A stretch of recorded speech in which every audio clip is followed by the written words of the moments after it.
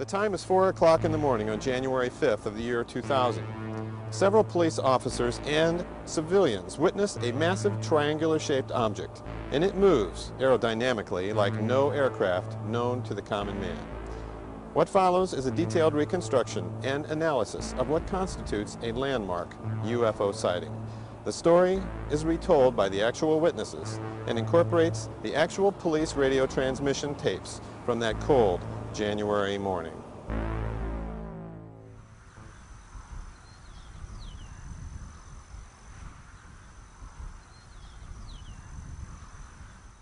I got in here about 4 o'clock in the morning, and as I got out of my pickup truck, I happened to look over in the northeast, and I seen that bright star, which I thought it was a star, shining down this way. So I goes in the inside, was in there for a few minutes, and came back out to get in my truck, and I looked over there again, and I thought to myself, oh, that's awful bright and awful low, and I just kept watching, and it's moving. So I kept my eyes on it, and I just, as it came into the city of Highland here, over these trees right here, I could see under it. It was like a custard red lights, and it was like a 2-story house with a little penthouse on top, and had, oh, I don't know, 6 or 8 windows in it, and there was just a bright light on the inside, but all the same.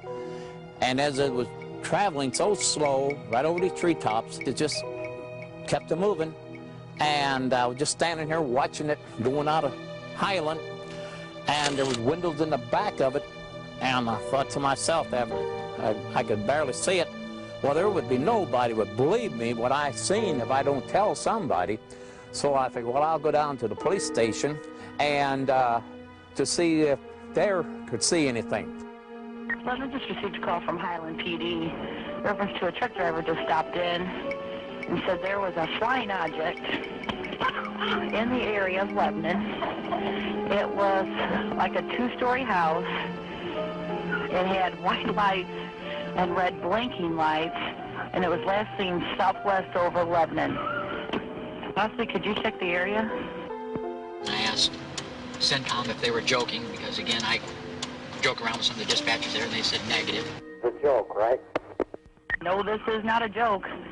I just got off the phone with Nancy from Highland PD. It's like, okay, so I asked him if the person reporting was 1055, which means DUI or drunk. Did they say if the truck driver was DUI or anything? And they said no. He said he was serious. 10-4 now. Now, during this whole time, while driving out here, I'm kind of going back and forth with St. Clair County, asking, well, what am I supposed to do if I find it, you know, that kind of thing. And just a quick question. If I happen to find it, what am I supposed to do with it? They asked me if I wanted the number for the UFO hotline. I said negative. Even if I saw it, I'm not going to report it. If I see it, I'm not saying a word. I'll just like change my mind about that. Also be advised about the last thing that went over Lebanon, this was approximately 5 minutes ago, was a military cargo plane. It looked like a C-5. Affirmative, it's the air recognition lights. It's got green, red, and also white. Right in here, when I first saw, again, the double lights, that would have been a little to the left of the one street light and the red flashing light, which is a radio tower out in Summerfield, about 2 meters to the left of the flashing red radio tower. They were almost touching, and they were so bright. It at first almost looked like car headlights on brights, but they were bigger and brighter than the like street lights that the farmers have around their houses and so forth. Well, I called CENTCOM to let them know what it was I saw, and then I was going to investigate. Be advised, there's a very bright white light east of town. Looks like it's just east of Summerfield, and it keeps changing colors. I'll go there and see if maybe it's an aircraft. It doesn't look like an aircraft, though. And then I didn't really speed up that time because I wasn't sure exactly what it was I was seeing. It was at that point when I turned on my overhead emergency lights, because again, and my rig-wag flashes, because I wasn't sure whether it was a plane going down or not. When I next saw it, it had turned from 2 into 1, again, gigantic bright light. And during all this, including when it was the 2, there was white light radiating off of it, almost like the Japanese rising sun battle flag. Okay, we're now coming up. I'm getting ready to turn to East Route 50.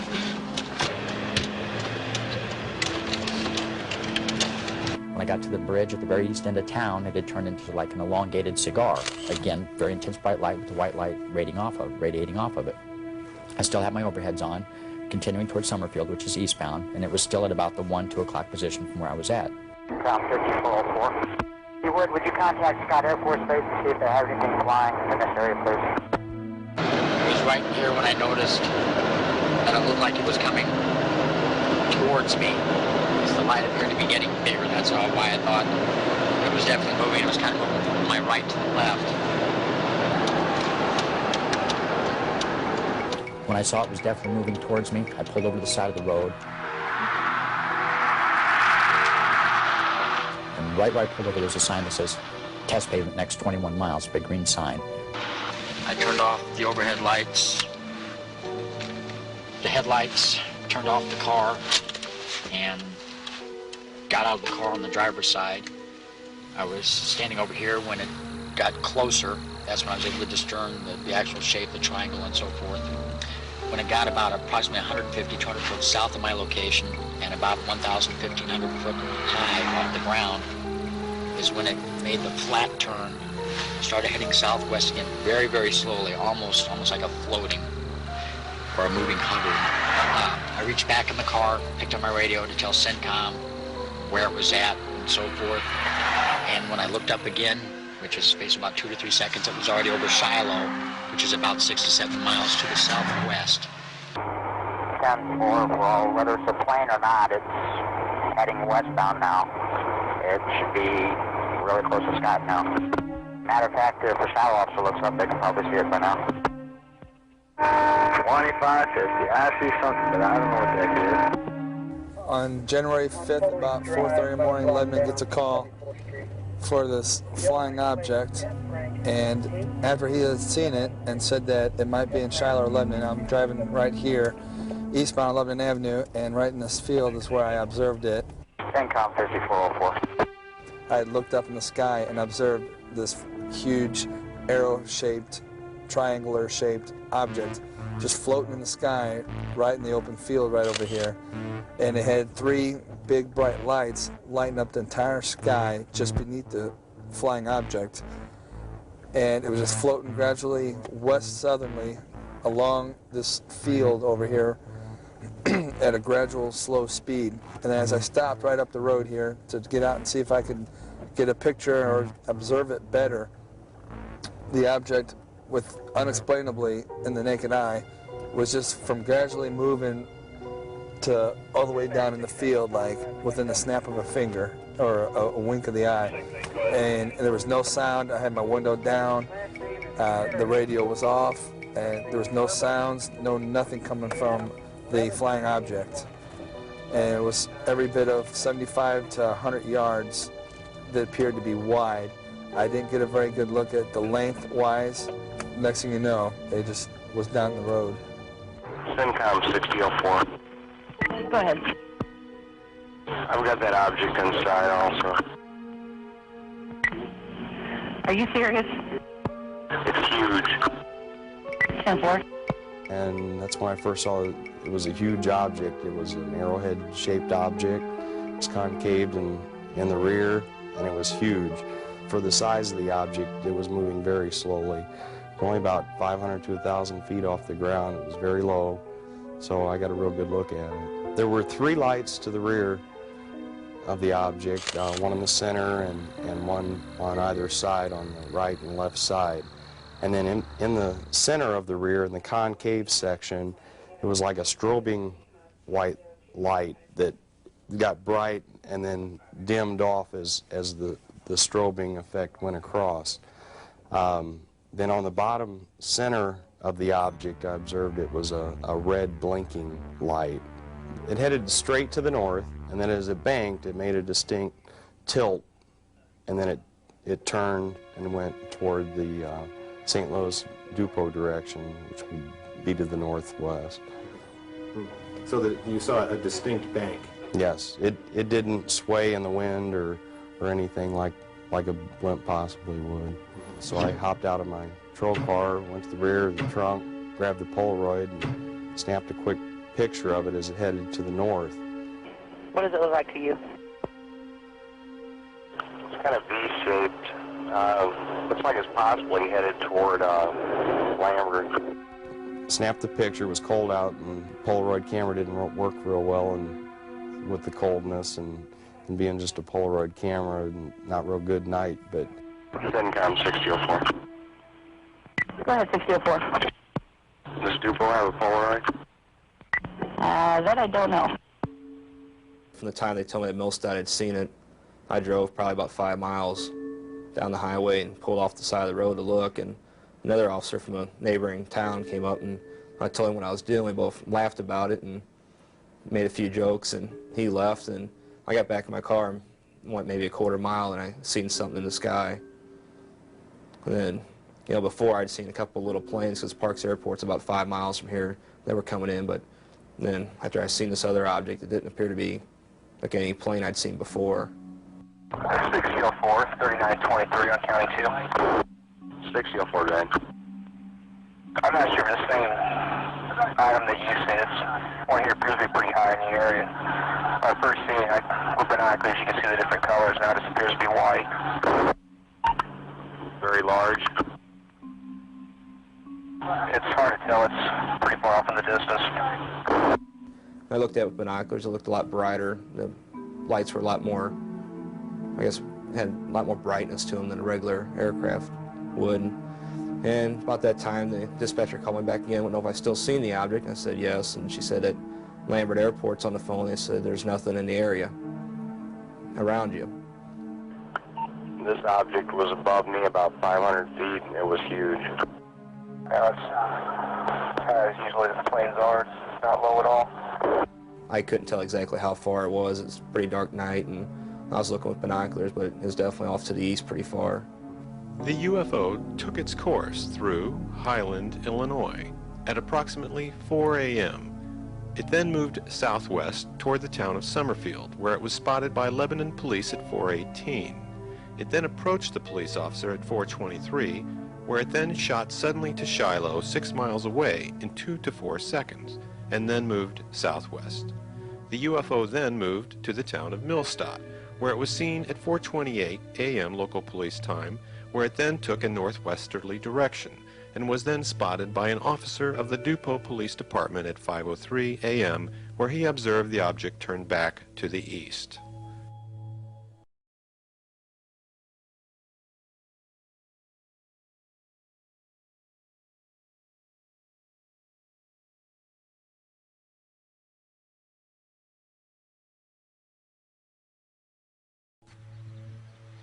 This is St. Clair County, Illinois, a conservative farming community.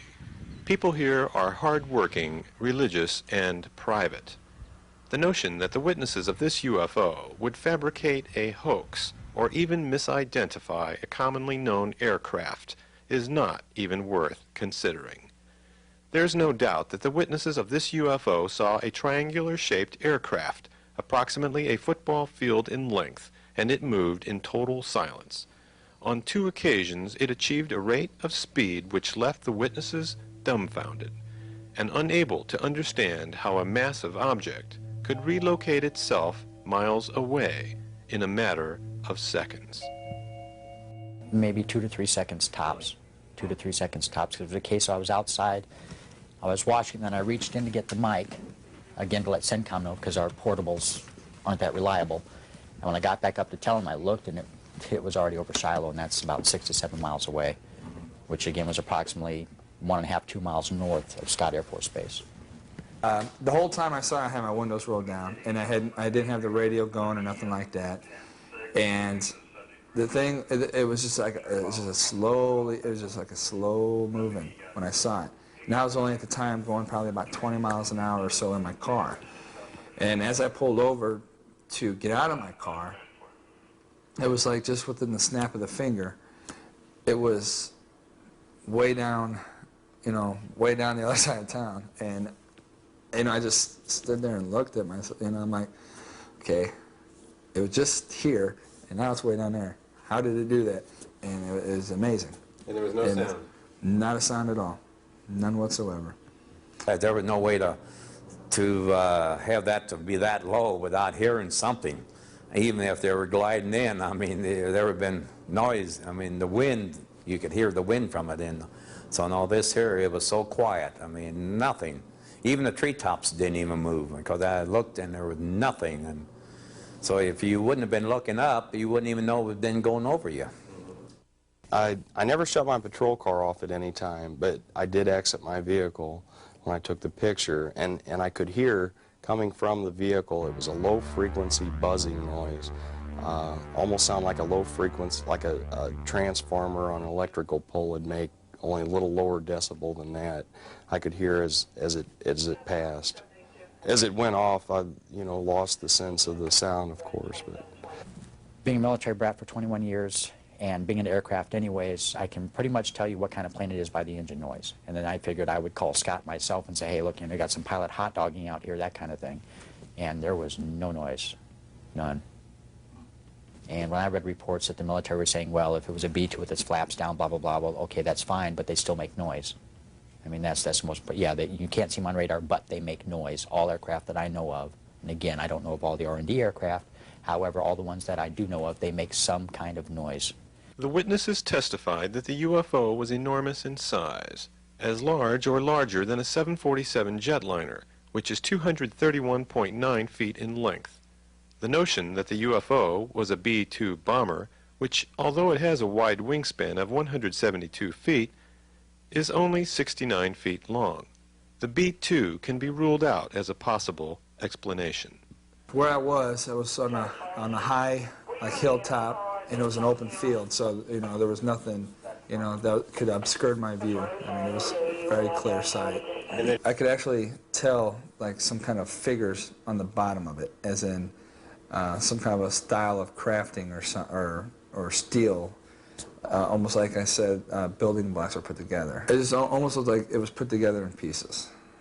It wasn't one smooth bottom.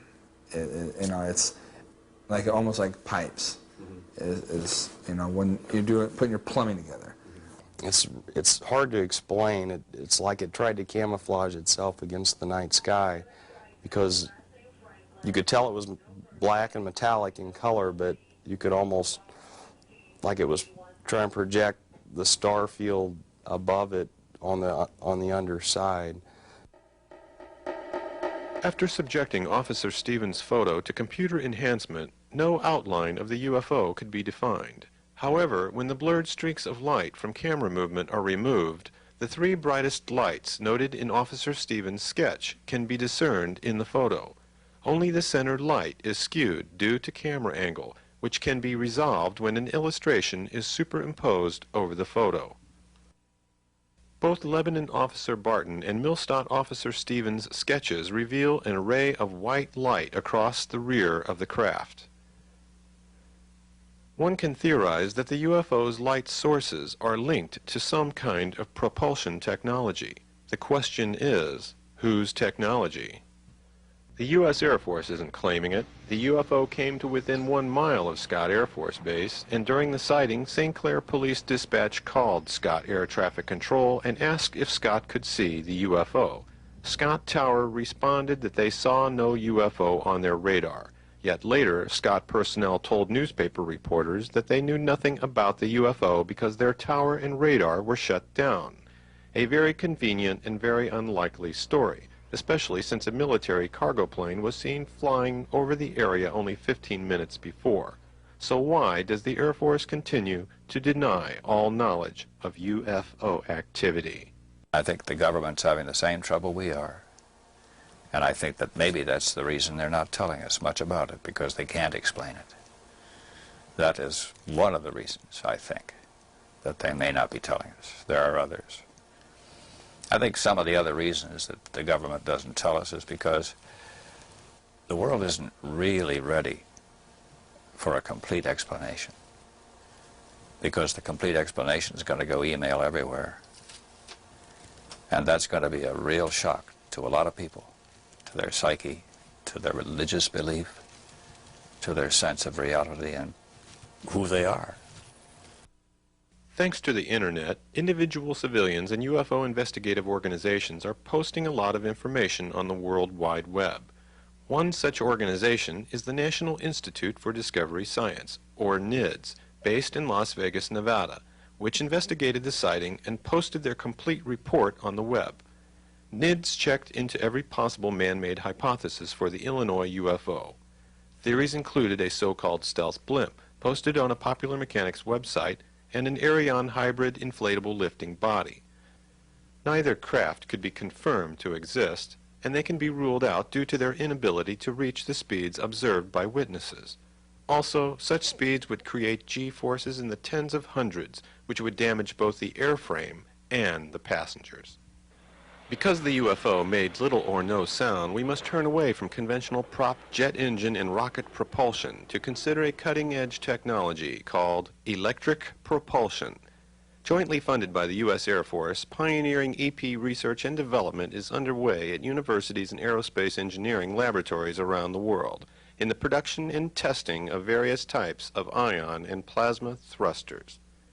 Atomic-based propulsion was researched in the United States in the 1950s, but as of the year 2000, the physics involved are still not totally understood or mastered, and the technology is still in its infancy. Leading engineers in the field have stated that the electrical power required to supply an electric propulsion engine capable of accelerating an aircraft the size of the Illinois UFO would approximate the total wattage of the entire United States power grid, or about 2,200 gigawatts.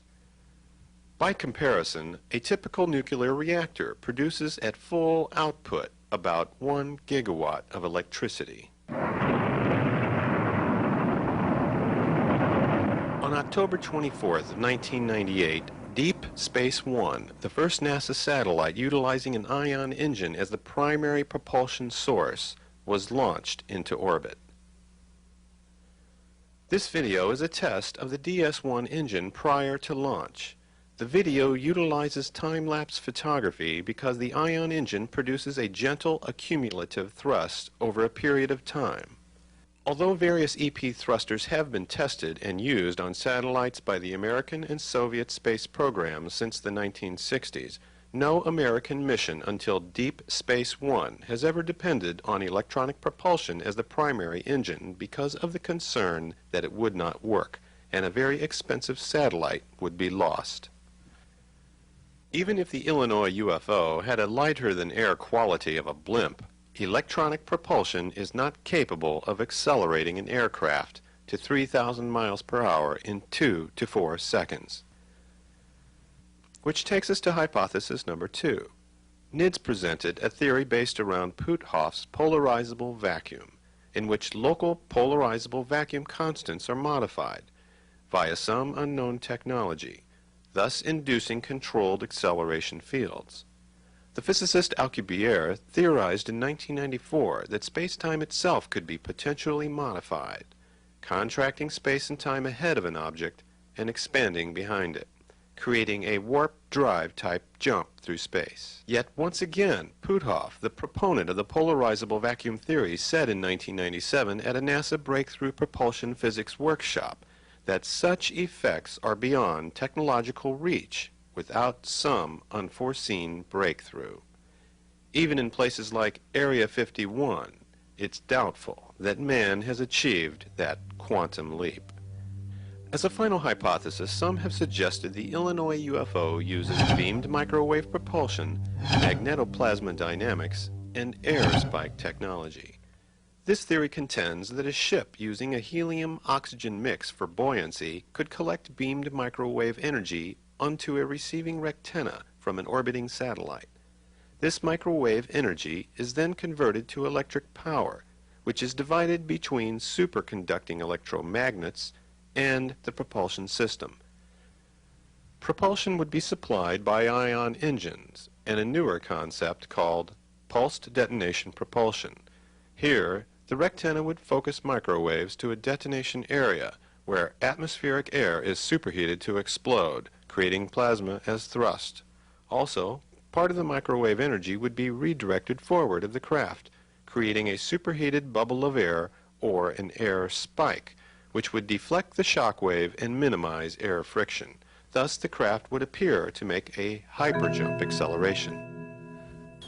In 1997, Leek Mirabeau, an associate professor of mechanical engineering at Rensselaer Polytechnic Institute in Troy, New York, conducted a test of a new technology under the sponsorship of the United States Air Force and NASA at the U.S. Army's high-powered laser test facility at White Sands Missile Range in New Mexico.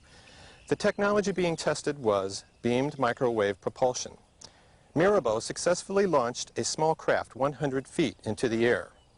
Designed by Mirabeau, the so-called light craft carried no onboard engine or fuel and was lifted into the air purely on a beam of invisible infrared light. Although the test was a phenomenal technical breakthrough, the craft was an experimental model, 6 inches in diameter, the size of a child's top. Mirabeau has himself stated that to apply this technology to a proposed full-scale aircraft of 66-foot diameter, it would take at least another generation. Anticipated delivery date is the year 2019.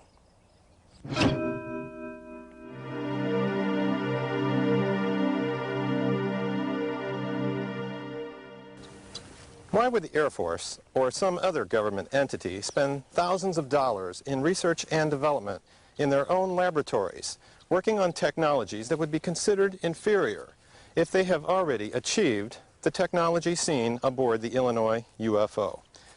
The most likely answer to that question is that the UFO seen over this area on January 5th, 2000 was not man-made. In November of 1989, over northeastern Belgium, 140 witnesses, including 8 police officers, saw similar triangular-shaped UFOs, and the objects sped away at incredible speed. In December of 1999, near Columbia, Missouri, the same objects were seen. If the Air Force or some other unknown government entity has achieved this technology, then they should be held accountable for their actions, for they intentionally flew at low altitudes over populated areas. Whatever the UFO was, it wanted to be seen. The only question that remains is who or what was at the controls. The saddest statement to be made regarding this remarkable sighting of January 5th is that while the lives of several witnesses have been heavily impacted by this event, only a select number of unknown individuals with the highest security clearances know if this was truly an alien craft. Perhaps the people of our planet would like to know if we're being visited by an alien race.